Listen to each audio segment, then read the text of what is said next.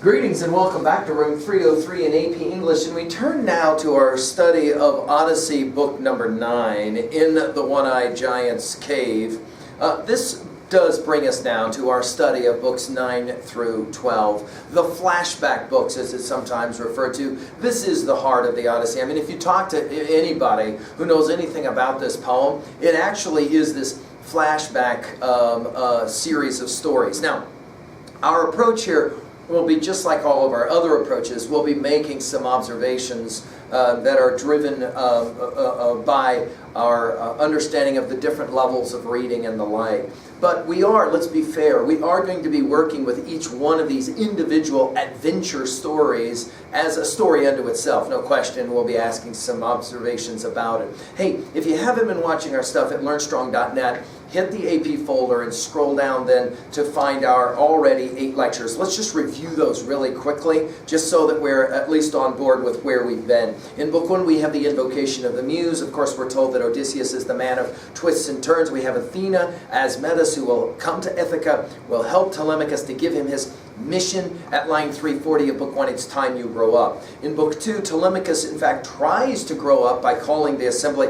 Doesn't go well. He's mocked by the suitors, those men who are trying to get Penelope to marry them. We have that famous sign of the 2 eagles colliding and fighting. The outcome of that is, in fact, the prophecy that Odysseus will return. And then finally, Telemachus will leave along with Mentor, who is in fact Athena, and off Telemachus goes in search of information about his father. This idea of who his father is central to the heart of the Odyssey. Here we are now at books 9 through 12, and we'll have more to say about that one. In Book 3, we have Telemachus on Pylos with the great hero from the Trojan War, Nestor.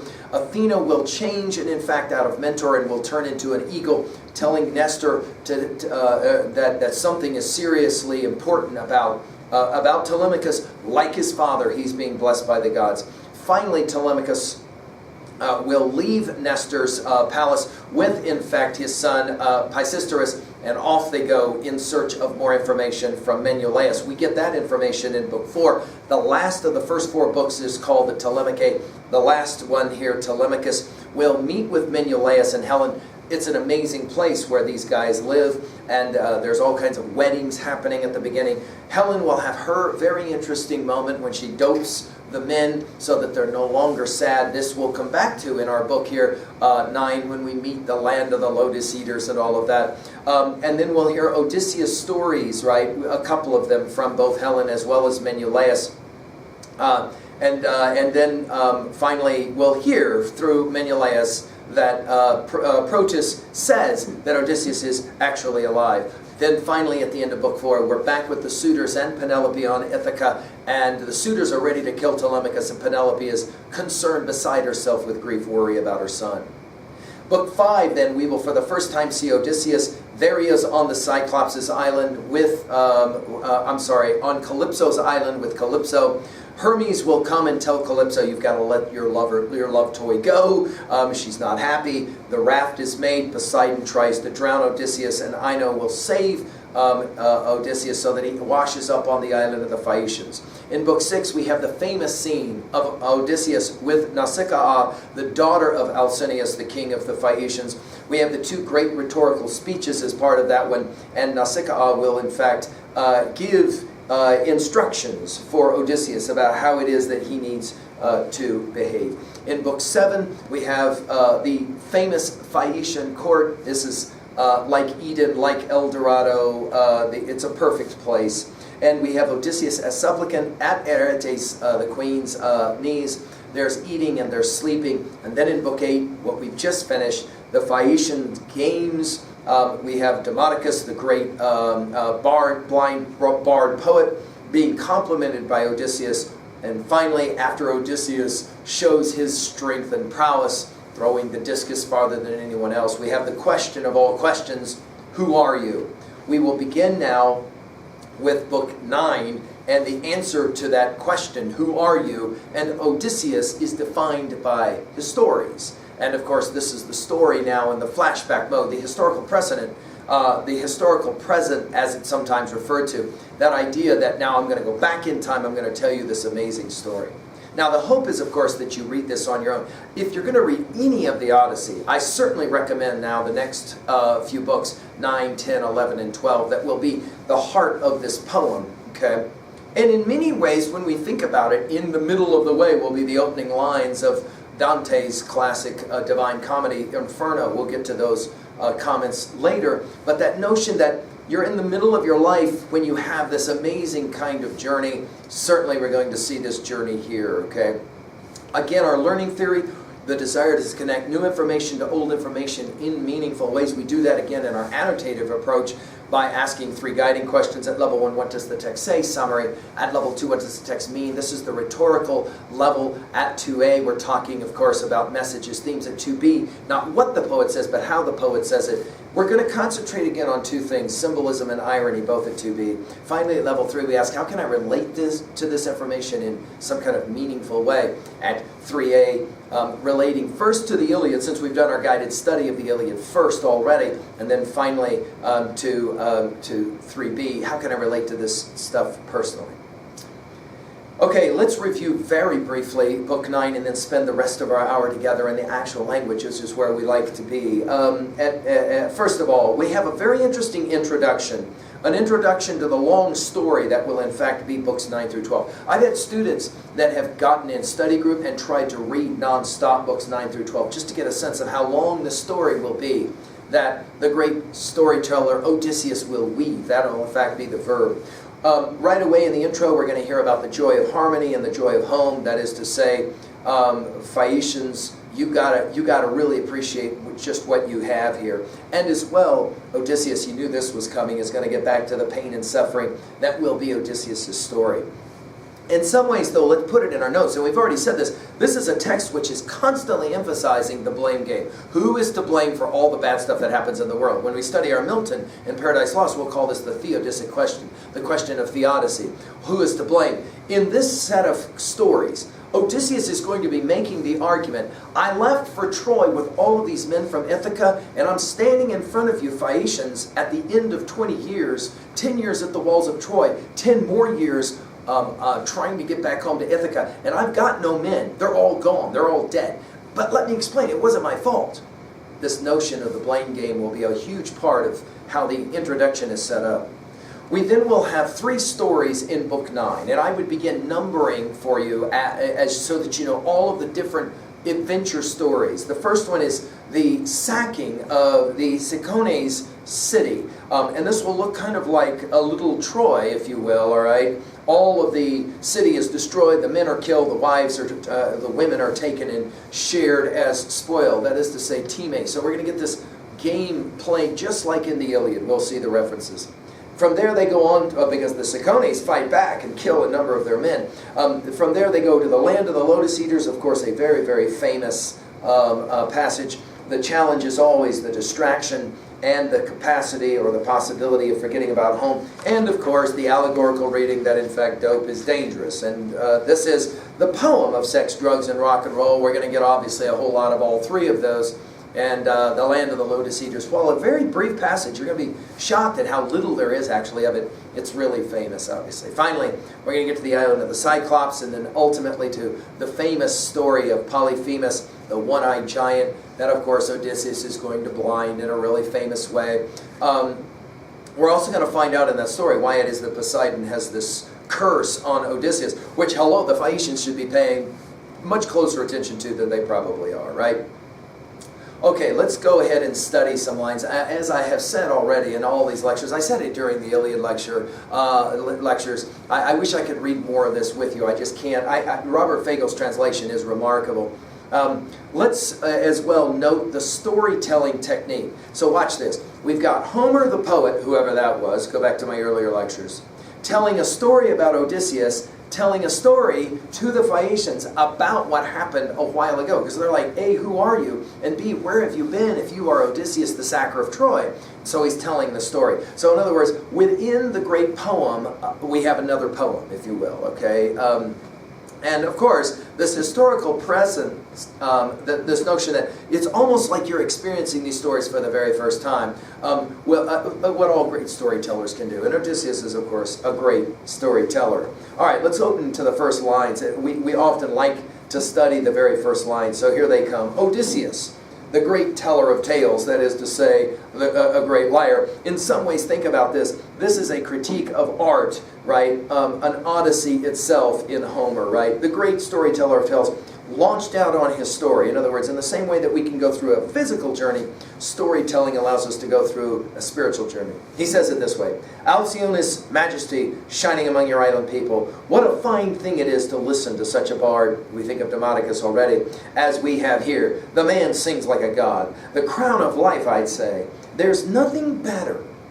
We think about that mantra. They laid their hands on the best things of life. There's nothing better than when deep joy holds sway throughout the realm, and banqueters up and down the palace sit in ranks, enthralled to hear the bard, and before them all the tables heaped with bread and meats, and drawing wine from a mixing bowl, the steward makes his rounds and keeps the wine cups flowing. This won't shock us, that Odysseus, a man of the stomach, a man of the belly, will say, the best thing in life is to have a great story while we're eating. And of course, I mean, this makes all kinds of sense, given that Odysseus is a great storyteller himself. But then, he says, this to my mind is the best that life can offer. And this is an interesting question. When we get to our study of Plato's Republic, Plato will envision an ideal state, but he's not going to have a lot of luxuries. And when one of his students, Glaucon, says, "Hey, what about the arts, and what about partying and stuff?" and Socrates will point out, there's something fundamentally flawed in a state that has to have those. Here we get the counter argument entirely. Odysseus says that's the best thing, and obviously it's what he wants to get back home to in Ithaca. But then he says this: but now you're set on probing the bitter pains I've borne, and so I'm to weep and grieve, it seems, still more. Well then, what shall I go through first? What shall I save for last? The order is going to matter, right? And Odysseus is, of course, saying it out loud. How will I tell this story? What pains the gods have given me my share. Now, let me begin by telling you my name, so you may know it well, and I, in times to come, if I can escape the fatal day, will be your host. I'll practice Xenia, in other words. Your sworn friend, though my home is far from here. Now, before we get to the I am Odysseus line, let's just point out, this has been a poem so far about identity. And Odysseus is on a quest. Certainly, by the 20th century, this poem is read as an existential idea of the quest for identity, the quest to figure out, who am I? Here, finally, Odysseus. We are 9 books in, when finally Odysseus will say it out loud. I am Odysseus, son of Laertes, known to the world for every kind of craft.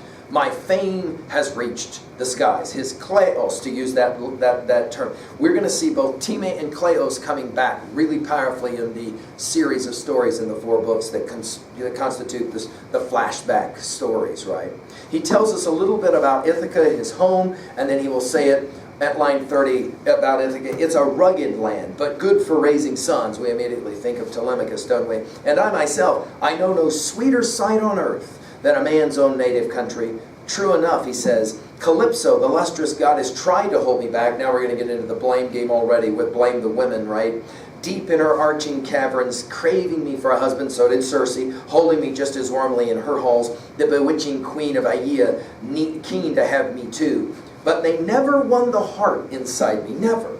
So nothing is as sweet as a man's own country, his own parents, even though he's settled down in some luxurious house off in a foreign land and far from those who bore him. 2 observations about this parent thing. According to the way the story is told, Odysseus already knows that his mother is dead and down in the land of the dead.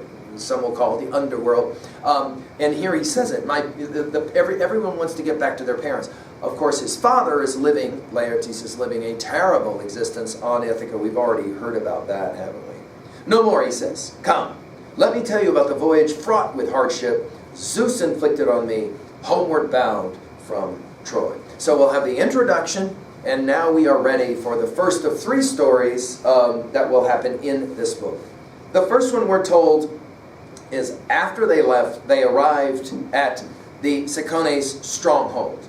And he says at line 45, 46, 47, there I sacked the city. Notice it's not we. I sacked the city.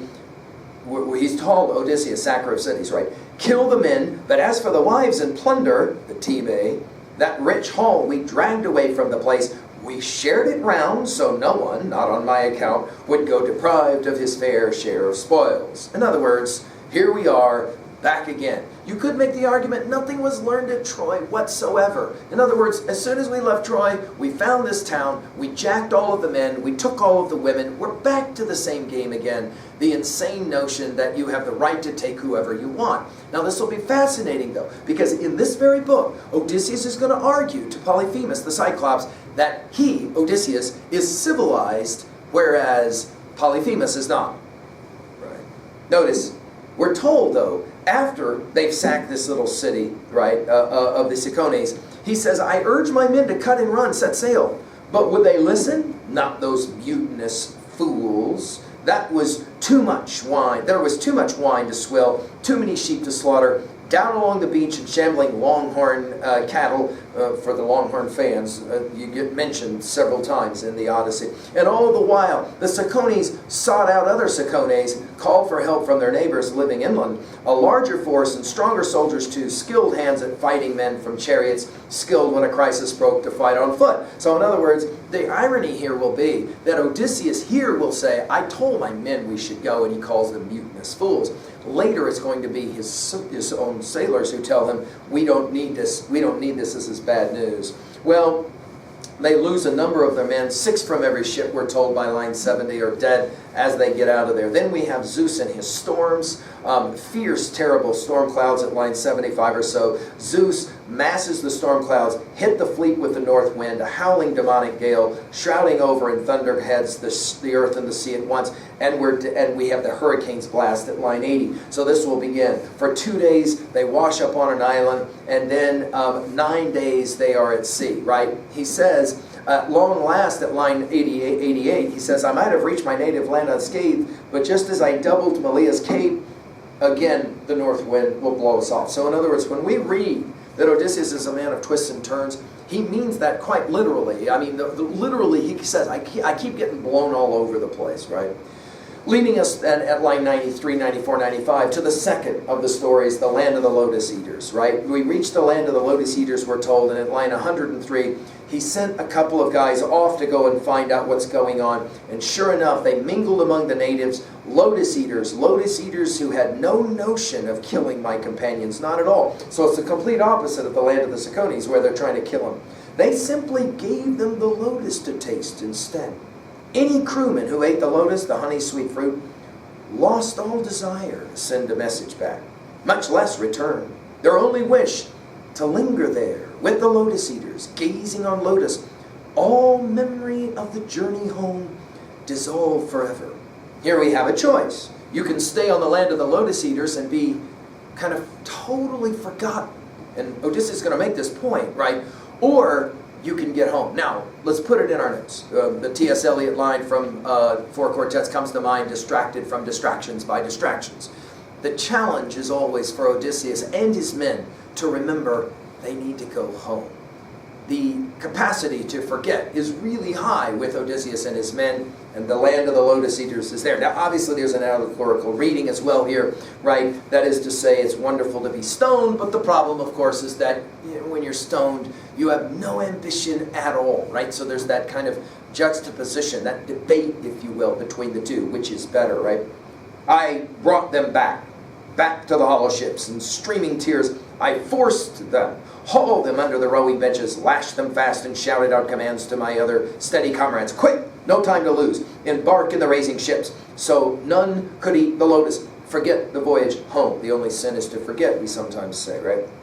They swung broad at once, set at the oars in ranks, and off they go, leading them now to the third adventure. This is the island of the Cyclops. And the island of the Cyclops, we're told at line 119, 120, that the Cyclops are lawless brutes who trust so to the everlasting gods they never plant with their own hands or plow the soil. In other words, They are not civilized, unsown, unplowed. We're going to hear these same lines a little bit later. The earth teems with all they need: wheat, barley, vines, swilled by the rains of Zeus to yield a big, full-bodied wine from clustered grapes. They have no meeting place for counsel, no laws either. No, up on the mountain peak, they live in arching caverns, each a law to himself, ruling his wives and children, not a care in the world for any neighbor. So in other words, there's no polis, as we'll talk about when we study our Plato's Republic. There's no polis. All they care about is themselves, we're told. Well, there's all kinds of animals on this island, wild goats and the like, right? And there's no, they don't have to worry, the Cyclopses, they don't have to worry about invaders. They're kind of like the Phaeacians in this regards, right? They're not builders of ships. They don't have any technology. They don't have any artistry of any kind. And Odysseus will give this kind of line at 145. He talks about how amazing this land was. He said it could very quickly be turned into plowing. If he were speaking today, he would say there would be all kinds of places for condos to be built and everything. These people had no idea what they were sitting on. Notice Odysseus. He's always the capitalist. He's always the planner. He's the schemer. Ways to kind of, make money or whatever, right? Always looking for a way to exploit the open space. We might think about manifest destiny here in our own study of American thought and history, right? Okay. However, we're told that Odysseus is going to believe that a god helped steer them to a land, and when we're told at line 168, when young dawn with her rose-red fingers shone once more. By the way, that rose-red fingers of dawn, we'll hear that all the way through the Odyssey. Turned out intrigued to tour the island. So this is Odysseus as curious seeker, right? And there's great hunting for food. We have more feasting going on. Then we have the wine. He says that they had stolen after they sacked the Ciconi's holy city at line 185, right? More sleeping happens. And then finally Odysseus will say at 193, you know what? I'm going to go across with my own ship and crew and probe the natives living over there on an island that's just off the island. What